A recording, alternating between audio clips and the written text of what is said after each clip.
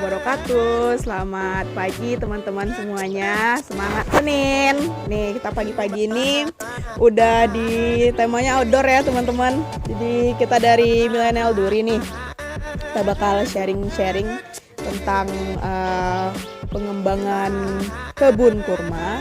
Dan pada kesempatan kali ini kita akan bersama dengan salah satu pemerhati Millennial Duri dan juga sebagai salah satu anggota DPRD Bengkalis, yaitu Bapak Insinyur Haji Samsu Dalimunte. Apa kabar Bapak? Luar biasa. Alhamdulillah. Biasa dipanggil dengan Pak Samda. Ya, jadi kita sekarang lagi di kebun kurmanya Pak Samda, ya Pak, di Desa Blading tepatnya. Jadi Pak, gimana nih Pak? Kita pengen langsung aja nih nanya sama Bapak nih kan, jadi pengen tahu nih, apa sih Pak? Kenapa sih Bapak bisa tertarik gitu, pengen mengembangkan kebun kurma gitu? Khususnya di Duri lagi gitu. Ya. Pak.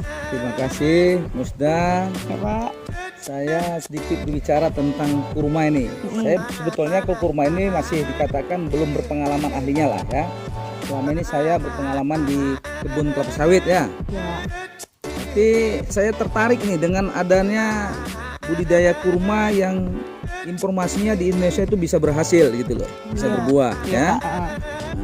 Saya coba belajar melihat ke Thailand, ya kan. Ternyata memang di sana ada jenis-jenis kurma yang sudah saat ini berproduksi bagus. Dan saya melihat topografi antara Thailand dengan kita itu tidak jauh berbeda, sama-sama iklim tropis. Iklim tropis, ya. Kemudian saya melihat juga ada di daerah Aceh, saya lupa namanya, dan yang terdekat ada di Bangkinang ya, di Kampar ya. Kemudian yang terdekat lagi ada di sekitar Masjid An-Nur Pekanbaru tuh. An-Nur ya, An-Nur. Ya, pernah tuh Pak ada Ustadz Abdul Somad tuh. Iya, panen perdana ya. Iya, lihat panen perdana. Justru itu saya sangat tertarik dengan panen perdananya Ustadz Somad. Saya tinjau langsung tuh ke Masjid An-Nur, melihat memang secara agronomi sepertinya harus bisa dikembangkan gitu loh. Iya. Saya sebagai agronomis planter yang biasa di kebun kelapa sawit, coba pelajari dari agronomis kelapa kurma ini. Ternyata hampir tidak ada perbedaan gitu loh. Makanya saya tertarik dengan kebun kurma ini. Alhamdulillah saya ada 3 jenis kebun kurma. Cuman ada yang dari kultur jaringan, ada yang dari generatif, dari biji. Maksudnya kultur jaringan dan generatif itu Pak? Boleh bagi yang awam nih kan Pak? Iya. Kalau kultur jaringan itu sumber bibit itu diambil dari bagian daun, atau bagian pucuk daun, atau bagian dari umbutnya, bagian muda itu dikulturkan di laboratorium ya, dengan sistem agronomi yang sangat canggih lah. Tapi kalau yang generatif itu berasal dari biji. Nah, bisa yang kurma yang kita makan, kita bersihkan, kemudian kita kecambahkan.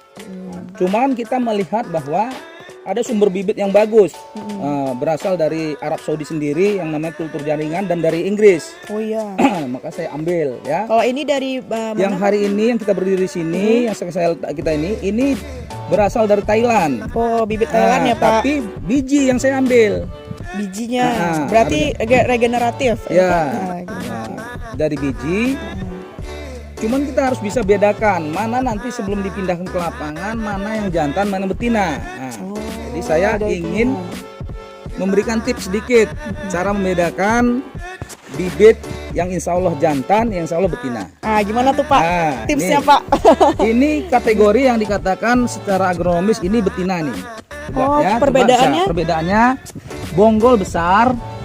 Bonggol atau kalau bahasa pertanian bol ya, bonggol besar. Iya, bonggolnya besar. Tidak ramping. Justru kalau yang betina dia harus bonggol besar, ya kan, besar. Kemudian arah kitri daun. Nah, arah kitri daun ini sejajar dia. Sejajar dia, tidak berbeda. Ini kan sejajar dia kan? Sejajar dia. Ya. Sejajar, tidak ada perbedaan. Kalau yang jantan tadi seperti ini. Jantan agak tak beraturan ya Pak? Dia beraturan ya. Nah, ini bedanya. Kemudian ada namanya pelapis daun muda awalnya ya. Nah, ini banyak di sini dibandingkan yang jantan. ya. Iya, ini proses ciri-ciri dari secara agronomi untuk membedakan mana jantan betina. Nah, setelah itu boleh kita pindahkan umur 1,5 tahun atau 1 boleh.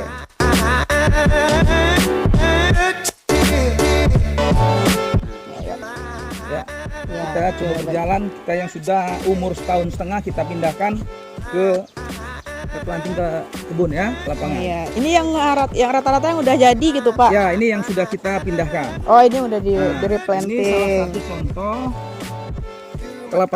kebun kurma atau tanaman kurma yang sudah kita pindahkan. Ini kita pindahkan ke kebun kurang lebih baru umur 3 bulan nih. Baru 3 bulan transplanting di lapangan. Ya. Nah, ini kan tadi kan ciri-cirinya jelas kan? Sejajar.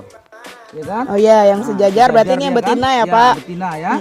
Kemudian pelapis ludah, pelapis daun muda pucuk namanya ini masih banyak timbul.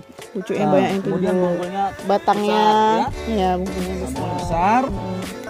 Secara teknis nanti kita ada periode berikutnya yang harus kita mulai dari bibitan sampai di transplanting lapangan. Hari ini saya hanya membedakan bahwa itu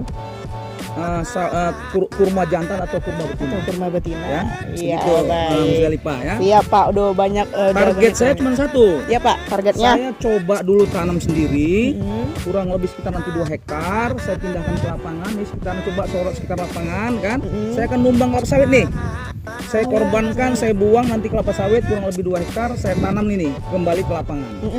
Dan yang sudah tertanam hari ini insya Allah sudah ada kurang lebih sekitar 100 batang. Dan posisinya seperti ini umurnya, ya. Kita tumbang nanti pakai eksavator secara mekanis kan. Kita tanam bibitnya kembali. Insya Allah yang kultur jaringan ini umur 3 tahun sudah berbuah. Insya Allah. Insya Allah. Tapi kalau yang dari biji tadi, itu sekitar 5 tahunan lah. Berarti biji agak lebih lambat itunya. Produksinya. Ya, Produksinya. Ya, kenapa? Karena namanya ada decrease in breeding dalam istilah pertanian. Istilah pertanian. Penurunan daya produksi dibanding induk aslinya. Karena tanaman dari biji. Tapi kalau dari kultur jaringan nih, bagaimana asli induknya? Dia insya Allah sama. Mengikuti induknya. Ya, makanya dikatakan kultur jaringan. Kalau ini umur berapa ini Pak? Umur 3. Ini dari mulai kecambah kita tanam, bukan kecambah, dari mulai kultur jaringan kita tanam ke lapangan kurang lebih 1 tahun 6 bulan. Oh, ini udah setahun. 1,5 tahun lah. Kalau yang di sana Pak? Yang itu hampir sama umurnya, cuman belum saya pindahkan karena dia berasal dari biji. Ini ya kultur jaringan. Iya, iya baik. Wah, bagus sekali. Nah, jadi Pak, kalau menurut Bapak nih, melihat kita banyak nih kan Pak, begitu banyak lah ibaratnya tuh penemuan baru lah istilahnya kalau di duri yang tentang pengembangan kurma ini kan Pak. Menurut Bapak nih, prospek ekonominya bagi masyarakat di Bengkalis Pak tentang pengembangan kurma ini gimana Pak? Bagus. Alhamdulillah, bagus Musdalifah sudah menanyakan ini. Kenapa saya sampai berani mengorbankan 2 hektar kebun sawit yang sudah produksi nih? Oh iya, sampai dikorbankan ya Pak? Korbankan, saya coba tanam.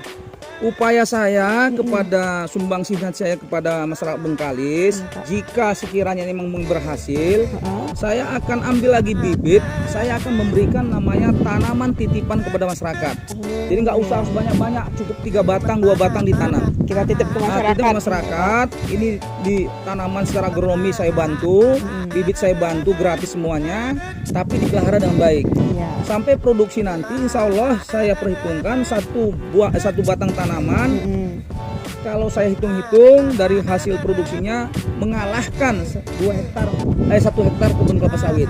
Nah, itu dengan 1 batang kurma saja yang sudah berhasil. Nah, itu. Bagaimana perhitungannya? Nanti setelah umur dia 5 tahun ini, dia punya mayang, punya manggar atau punya janjang, kurang lebih beratnya mungkin sekitar 25 kiloan. 25 kilo coba kalikan dengan harga buah kurma sekarang 150.000 sampai 250.000 per kilonya. Dalam 1 tahun dia menghasilkan sekitar 18 janjang atau 18 mayang. Kalikanlah beratnya 30 kilo kali harganya sekian. Jadi mengalahkan. Oleh karena itu saya tertarik, saya coba dulu untuk diri saya. Iya, Pak. Nah, setelah berhasil baru niat saya menyumbangkan kepada masyarakat namanya tanaman titipan. Insya Allah. Tanaman titipan insya Allah ya Pak. Ya. Iya, berarti prospeknya menjanjikan lah ya Pak ya. Ya, ya, ya. Jadi sejauh ini kalau menurut Bapak apa antusiasme masyarakat nih kalau dengan bidang di sektor pertanian Pak, terkhususnya di Bengkalis itu antusiasme masyarakat. Menurut Bapak itu Untuk apa? Kurma ya? Iya, untuk di pertanian lah. Oh, Ya, di untuk pertanian kurma. apa? Kalau di pertanian itu jelas lah, kita semua secara individu mungkin yang namanya merantau ke daerah Bengkalis ini yang sudah menjadi warga Bengkalis baik, saya yakin sedikit banyak punya kebun sawit ya. Kebun sawit Jadi kalau rata dilihat ya di depannya Pak. ada bibitan kelapa sawit kan. Iya, bibit Nah, kelapa cuma sawit. saya tidak begitu tertarik lagi nih dengan kelapa sawitan ini. Saya tertarik betul dengan namanya kurma. Kurma. Nah, makanya kita coba kepada seluruh masyarakat Bengkalis. Mm-mm. Doakan kebun kurma saya ini berhasil. Saya akan memberikan percontohan kepada kita semua. Dan insya Allah saya akan memberikan kebun titipan kurma kepada masyarakat. Tidak usah banyak-banyak. Insya Allah. 2 batang saja. Secara agronomi kita bantu. Penyediaan bibit kita bantu. Bukan lagi dari biji nanti. Kita ambil dari kultur jaringan. Ya. Baik, Benar. berarti sekalian kalau untuk misalnya ada yang awam nih Pak, nggak tahu nih cara memelihara kurmanya gitu. Apakah ntar nanti bakal ada pelatihan dulu untuk masyarakat atau gimana Pak? Ya. Terutama khusus anak-anak milenial Iya, anak yang milenial ada di Kabupaten terutama. Bengkalis, khususnya di Mandau Pinggir.